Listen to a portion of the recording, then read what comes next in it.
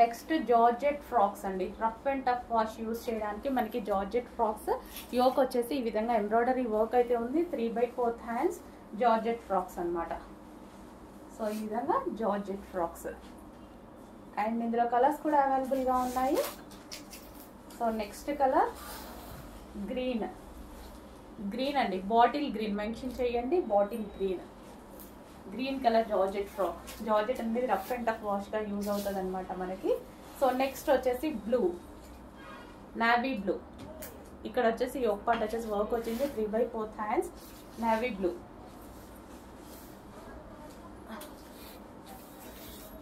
And next వచ్చేసి black.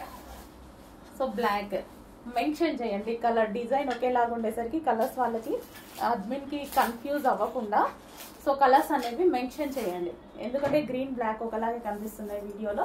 ఇది వచ్చేసి మనకి బ్లాక్. కన్ఫామ్గా అడ్మిన్కి మెన్షన్ చేయండి గ్రీనా బ్లాకా అని, స్క్రీన్ షాట్ మీద రాసైనా పెట్టేసేయండి. జార్జెట్లో మనకి అవుట్ఫిట్స్ అనమాట. సో రఫ్ అండ్ టఫ్ వాష్కి చాలా బాగుంటాయండి ఈ అవుట్ఫిట్స్, రఫ్ అండ్ టఫ్ వాష్కి అయితే చాలా బాగుంటాయి.